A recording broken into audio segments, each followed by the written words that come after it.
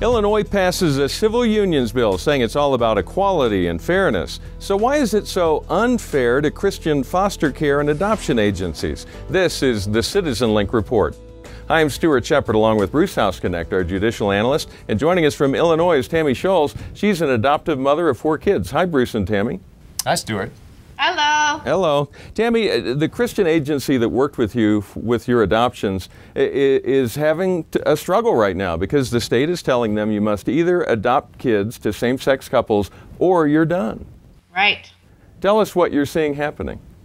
Our agency a couple weeks back, I think they'd been learning it was coming, but the Illinois Department of Child and Family Services sent them literally a fax saying, since you won't accept same-sex couples for licensing, your contract's being finished. So they were given about 2 to 3 weeks to transfer all those cases to another agency. The children and the foster parents are being transferred to another agency that's managing it. But basically, if here in Illinois, if you're a Christian agency, you can no longer practice foster care. Something they've done for 45 years already as a religious agency with full acceptance by the state, but this civil union law made that not possible. Now, we've seen some headlines about the Catholic Charities of Illinois, Yes. which also does adoption and foster care. They've been in court over this, trying to fight it that way, and so far it's not going so well.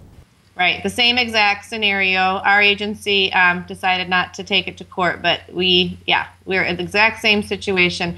And the ironic thing is Catholic Charities and our agency, Illinois Child and Family Agency, were ranked number 1 and 2 in performance in Illinois last year. So the state has chosen to cut contracts with the best agencies in the state. Take a moment and tell us about your family. Show us your 4 kids there. Oh, you want my picture? Okay, here we go. It's a little while back, but there's 4 kids. My kids are 11, 9, 6, and 4. And that's how old they are now. And did you adopt them all together or separately? No, separately. They all came as infants through foster care, as newborns at the hospital, and then 1 to 2 year process of going through foster care, which is the piece that I don't think I could have done it 4 times without a Christian agency working with me. People of integrity and honesty supporting me. I really think that, I think the state's going to lose Christian families when they don't have that support of people who share the same faith. Faith-based agencies should be allowed to exist, and it's really disappointing. Did you see this coming, or was it a surprise? No, I had seen Catholic Charities issue, and I think because I had dealt with this issue some in my public school where they were trying to put homosexuality teaching in the classroom, I think I felt it coming. So I guess my warning is that people across the nation be aware that a civil union law will impact your private Christian agencies and groups. And that sets up the next question. We often, in debates about this issue with folks around the other side of the issue, one of their favorite lines is, how will my long-term committed relationship have any impact on you whatsoever? Well, Tammy, you know the answer to that. Yeah, your private agencies can't exist. Yeah, so that's how. We have many families across the country who watch these videos. If you could speak to them and share with them what they need to know about this issue, what's the most important thing that you would share? I think just be aware of what's happening in your state legally. The civil union laws that are being lobbied for, try and contact your representatives and push back against it. You just have to have your eyes open and alert, and as believers, voice your opinion. Don't just quietly accept and allow it to happen, but make sure that you're involved and that you're electing officials who reflect your values and beliefs as well. All right. Tammy, it has been a pleasure getting to chat with you. I appreciate your taking some time for us today.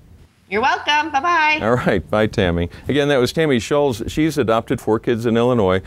One of the many families in Illinois that's being affected by this, because we went to the website of the agency where she worked with her adoptions, and they have right on the website, we are no longer accepting applications for foster care or adoption. And they're essentially done. Bruce, what is happening here? How to put this into context for us legally? Well, we've been talking for many months now about the impact of the civil unions laws, same-sex marriage laws, even non-discrimination laws, and their effect on religious freedom, people of faith, businesses that are run on faith principles, charities.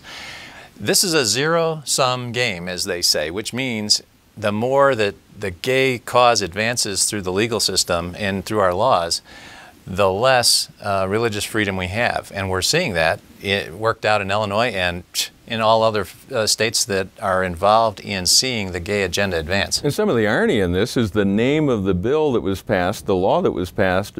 Tell us what that was in Illinois. Yeah, that's a favorite tactic of the left when they draft these bills. In fact, the ACLU is the one who actually drafted this. And the Illinois statute is entitled Illinois Religious Freedom and Protection and Civil Union Act. So it's almost as if civil unions is an afterthought, and the whole purpose of the bill is to protect our religious freedom, when that's the exact opposite that we're seeing happen in Illinois. They're granting the civil unions and they're taking away the religious freedom. And it's also an acknowledgement that religious freedom is part of this equation. We've seen this in New York where they passed a same-sex marriage law, and they wrote into that bill, they said, we will have religious protections in this bill. As we pointed out here, as soon as you define who's protected, you're also defining who's not protected. In Illinois, it just happened to be foster care agencies and adoption agencies. Right, and bed and breakfast, for instance. There's a new lawsuit that's being fought there over Christian bed and breakfasts who actually turned down a civil union couple, and now they're paying the price. I think sometimes perhaps the hardest part of this issue to explain, to help folks understand, the major goal of the folks who are pressing for same-sex marriage and civil unions and domestic partnerships, that sort of thing, it's not really about marriage and civil unions. Now, they say it is, and you know, some will run to the courthouse and have a marriage ceremony, but what it's really about is bringing the full weight of government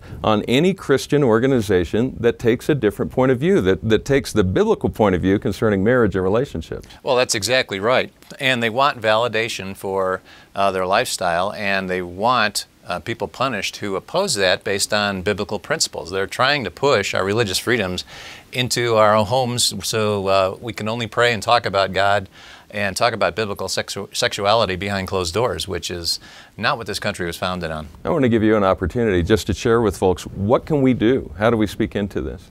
Well, I can say this. I can tell you that families, Christians especially, need to get concerned about what's going on in the public square.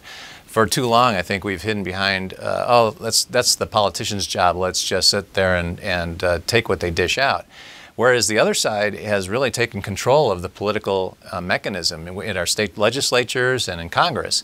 And they're passing the laws they want, whereas our families really need to be getting on board and swamping their legislature with their voice, because there's many more traditional families who want to stand up for biblical principles than there are anyone else. And there are many folks, I think, on our side who are still thinking, well, this is just about fairness and equality. It's really, we don't want to stand in the way of folks. They may have a lifestyle we disagree with, but we don't want to stand in the way of that. But now we're seeing the hard evidence of the real impact of this on Christian families across the country. That's right. They may use the language of equality, but really they want their lifestyle validated, which means they want supremacy.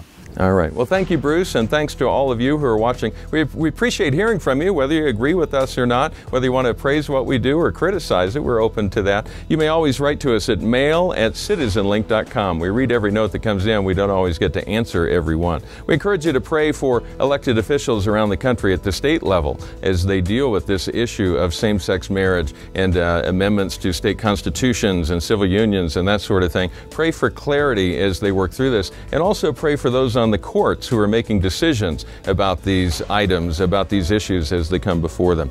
And remember, stand tall and be heard.